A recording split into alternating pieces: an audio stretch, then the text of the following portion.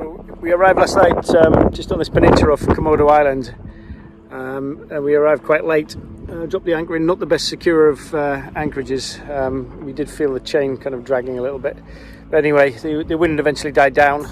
We got a fairly good night's sleep, and now we're making an early start, getting up and heading on to the next island, trying to catch up with our buddy boat after our kind of debacle in Flores. The Komodo Island is a really barren landscape. It's surprising that it manages to sustain such large animals like deer and buffalo and Komodo dragons, but it does. It kind of reminds me of like Scottish Highlands. It's got kind of more scrub than anything else. I think the two continental plates at some point have collided sort of round about this point. So you've got the Asia landmass and you've got the kind of the Australasian landmass sort of like bumping up against each other, which might explain why the landscape and the flora and fauna are so kind of widely diverse around here.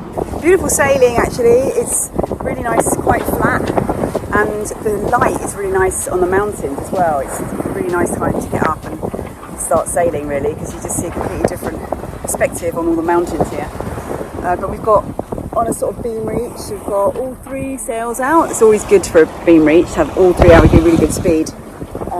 We've still got like a reef in all of them because you just never know what's going to happen here with the gusts. But we're going a good speed anyway, so yeah, it shouldn't be. We've got about 45 miles to go today, and we should be there by afternoon. So yeah, this is nice. The only thing you've got to watch out for is as you go between these islands, there's this massive current going north to south. So I do believe we're actually getting pushed south a lot, so we need to edge north quite a bit. Enjoy the sail.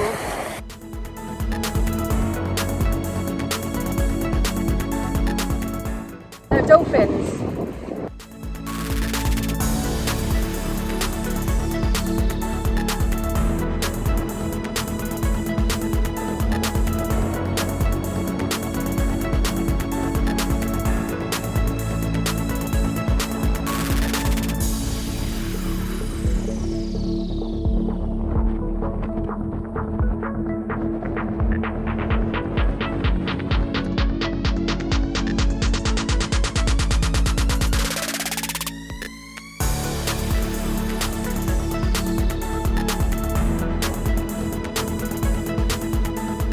We are just on this island called Moyo Island, and it's a national park, and we have entered the national park by foot, and we're on our way to a waterfall, but we've just seen monkeys in the trees.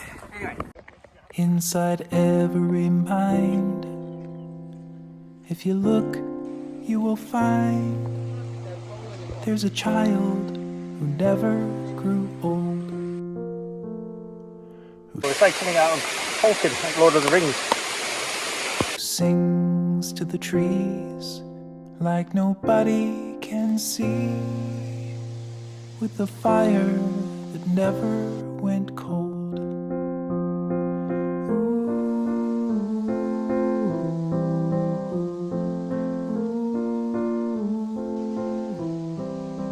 He looks up to the stars and the moon and at Mars and the endless expanse of the sky,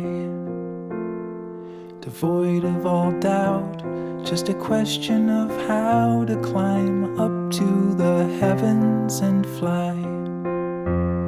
But time is advancing, a drip then a flood. He's adrift while you're stuck on the shore,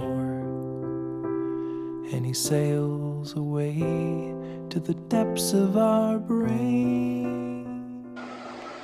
I do not know why, but this tree is just randomly just sprouting fruit from its trunk. Look.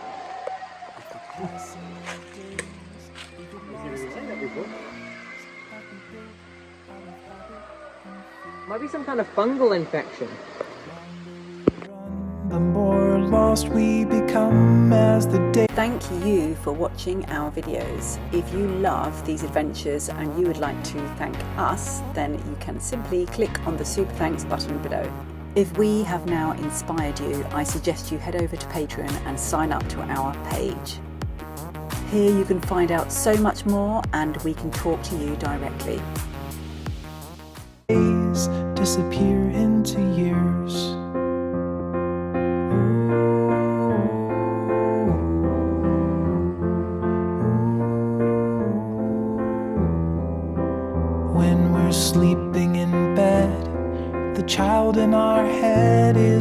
reminding us how to break out. But the moon. It's about 9:30 on the night watch, the final night watch before we reach Lombok, which will be the end of our sort of westward journey before we head sort of more north towards Borneo. Going through the night, it's pitch black outside. The stars are beautiful, but there's no moon up, which means we're just kind of tanking along headlong into darkness. And we have seen fish traps along the way. We know they're out there somewhere. We're just hoping that we don't hit any. Luckily, we are sailing, so we haven't got the engine on, so no danger of a prop wrap. But even so, we've been hit once. We don't want to be hit again. The Rangers on watch at 10 o'clock. We're doing the 3-hour watch system again, which seems to work pretty well. We do get a sort of a decent 6 hours during the night each, and then sometimes have a bit of a kip during the day as well. But at this rate, we should be in tomorrow morning. But the wind is going up and down like a yo-yo. It's kind of like feast or famine as far as the wind's concerned. We're getting sort of 20 odd knots for a few hours, and then dropping to 5 knots for a few hours, and then we have to finally put the engine on, and then the wind keeps going from all sorts of different directions. I think it's channeling between the islands, and then the islands themselves kind of doing the weird things with them. We should be in the wind shadow now, but we're not. The wind seems to be picking up a little bit, so we've got to be vigilant all of the time at the moment, because you just never know where the wind's going to come from and what strength it's going to hit us with. So it's a very challenging sailing in Indonesia, and we're not through it yet.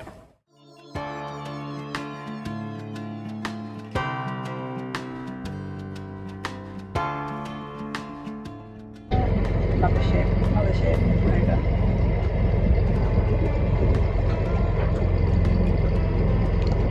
So we finally arrived in the northwest of Lombok to Madana Bay Marina, and we grabbed ourselves a mooring ball. To stay on a mooring ball, it's around $20 a night, and they seem pretty well maintained. So this is Madana Bay Marina. As you can see, it's not much of a marina, it's more just kind of a dinghy dock. But it's nice, it's chilled, there's a cafe over there.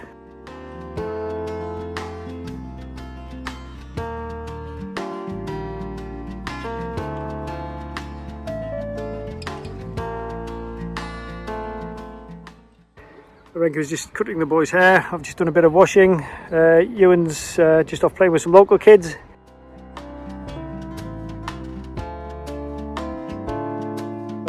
Yay!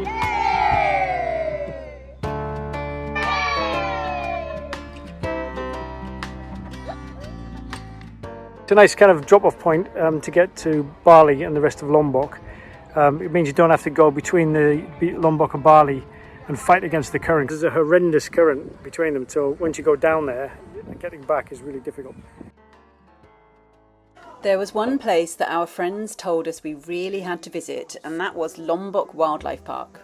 Assuming that you're looking for some humans. The brains are getting riper, but there's lots of work to do.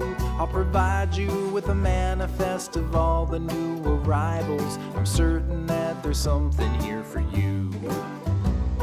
There's Alabaster, Leopold, and Maximiliano. Lawrence is a bargain, you can have him for a song. Oh, the places you will go with all the people you will know. In the magical menagerie of souls, you will find your muse. It was kind of like a zoo, but not exactly, because all the animals seemed to be roaming freely. In the darkest realm of shadowy existence, the strangest minds that we can breed. Satisfaction guaranteed.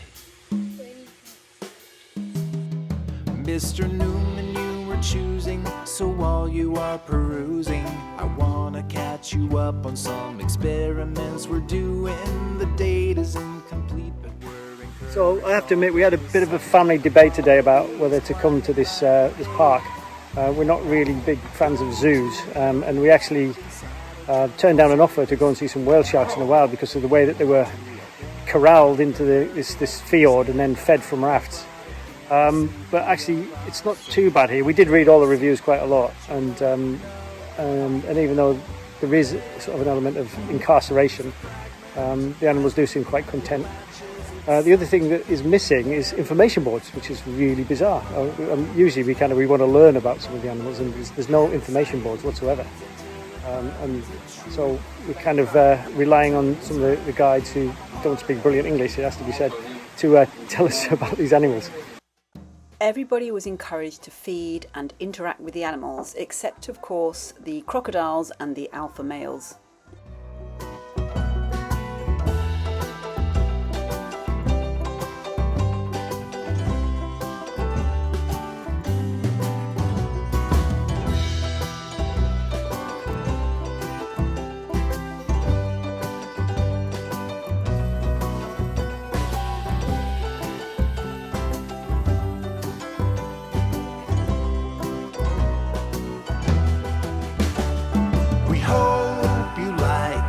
Marvelous creations, distilled imaginations into spirits of the mind. May you find your song in vivid living color in the magical menagerie of souls. In the magical menagerie of souls.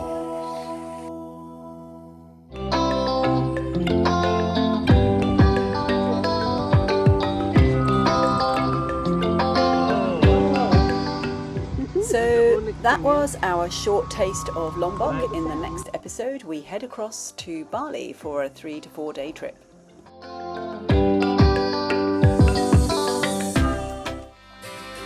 So stay tuned for more adventures as we sail around the world. If you want to find out how to fix your boat, go to our Mothership Maintenance channel, and if you've got any questions you want to ask us, join our Patreon family. You and me, we're family. Sing